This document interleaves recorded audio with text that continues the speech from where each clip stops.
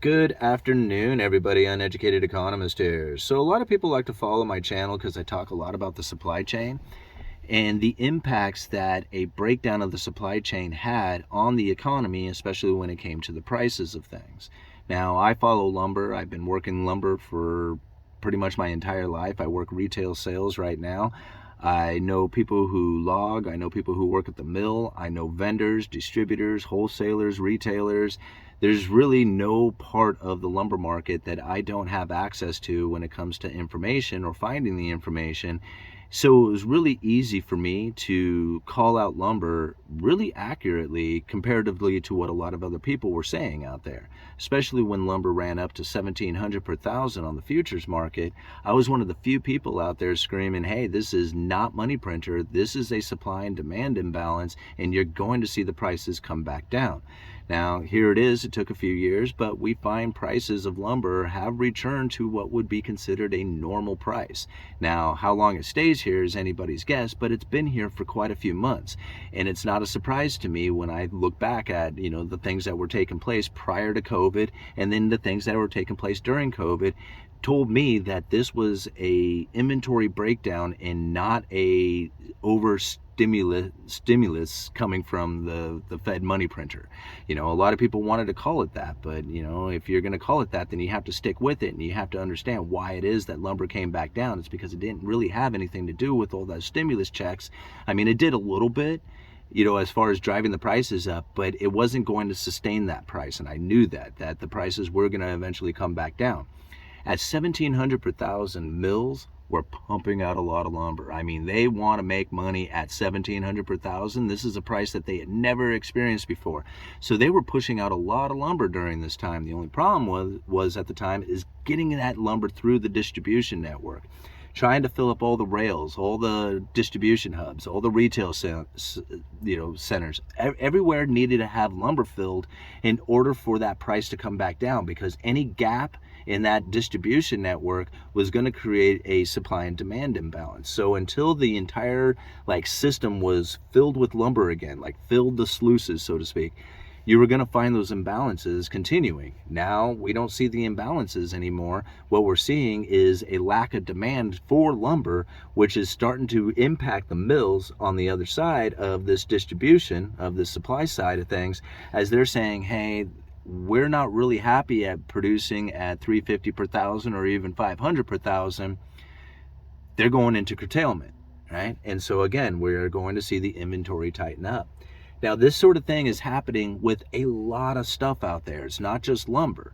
Now, take a look at wheat. Look at the articles that I leave down in the description. These are articles that really don't have anything to do with each other except that it involves wheat, right?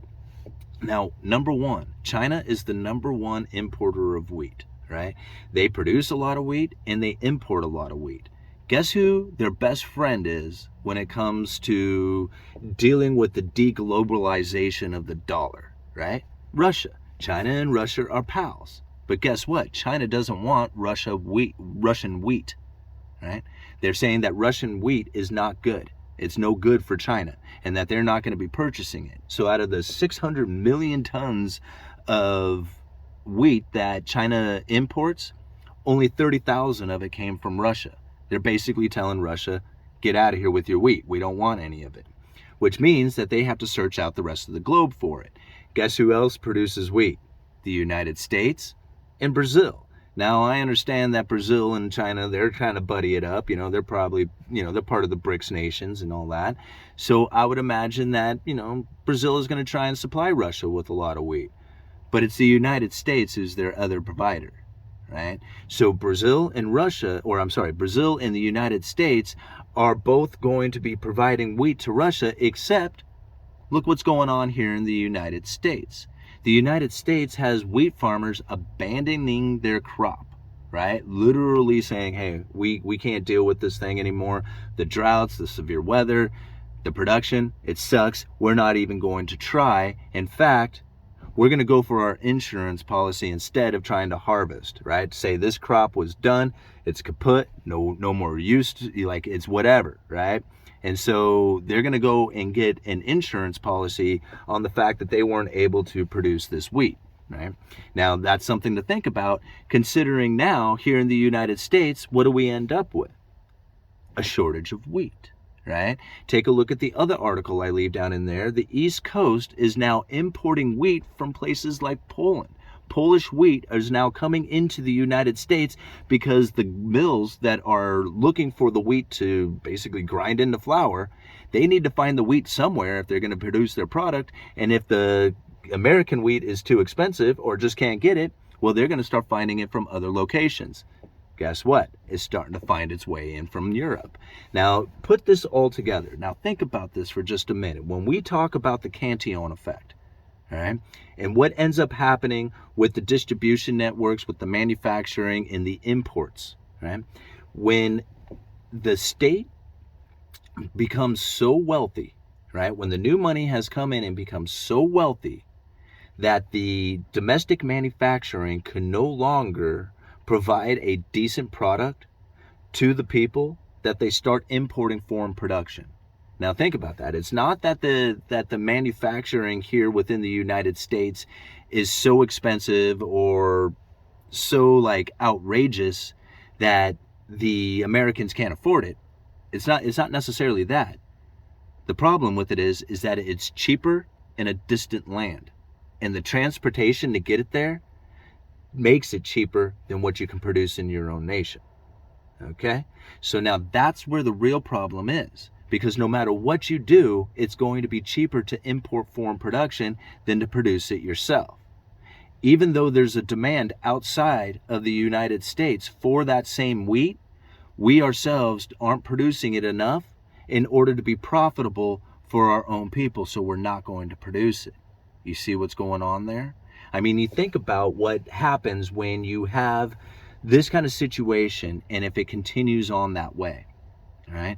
If the production of wheat here in the United States is too expensive, too critical, or too impacted by weather, too unprofitable, that's really what it comes down to. If it's just not profitable, then they're not going to do it. And that's what we're finding these wheat farmers are doing. They're saying, hey, this crop, it didn't grow enough, it didn't grow abundant enough, we are not going to be able to profit from it, so it's going to be easier just to say never mind to this crop and take an insurance policy from it.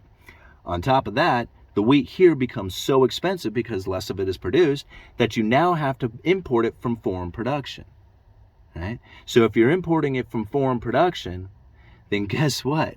The chances of you making money here in the United States by selling wheat when you can get it from a foreign producer at a cheaper price means that you're probably not going to produce it. You see what's happening here? See, right here, we're seeing the Cantillon effect play out in real time. I mean, it's happening right now with wheat, okay?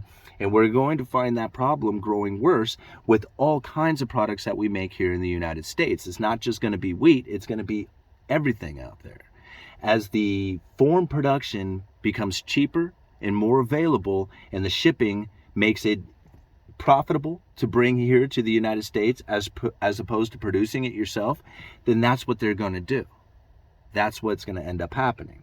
And you can see the evidence of it taking place. Nobody's going to call it out like that. They're going to say, oh, well, the weather and everything else caused the wheat farmers in Kansas to have to abandon their crop. And, because they overproduced in Poland or they don't have a place to send it to, cheap Polish wheat is now making its way to the United States. This is all part of the Cantillon effect. Right? And if it continues on in this fashion, which it will, there's no reason why it shouldn't, that we are going to find all the domestic manufacturing of wheat is going to be exported to other foreign lands who can produce it cheaper and send it to us. And that's the same thing that we have found through most of the manufacturing that has happened here in the United States. Agriculture was one of the few things that we have been able to hold on to for a really long time. Until now, we're starting to see the problems with it. Take a look at the article down in China. They suffer a lot from the fact that they don't produce enough of their own food.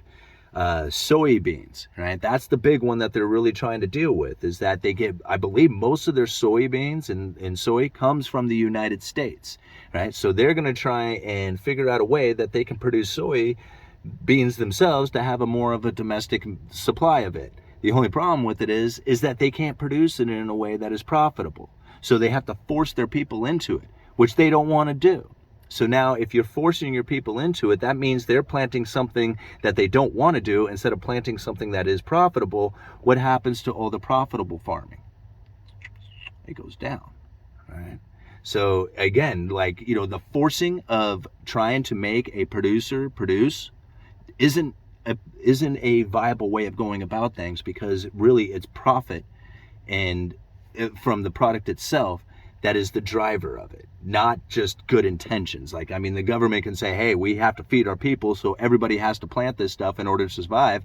But the farmers themselves saying, you know, I have a business here and I need to make money at it, right? And that means that I need to grow corn, not soy. But yet they're going to make them grow soy instead. So what happens to their farmers? They fail. And that's probably what we're going to end up finding coming to China here in a few years, if those people are forced into growing soybeans as opposed to growing whatever it is that they normally would grow that would make a profit for them. So, anyway, I just wanted to share those things with you. Uneducated Economist, you let me know.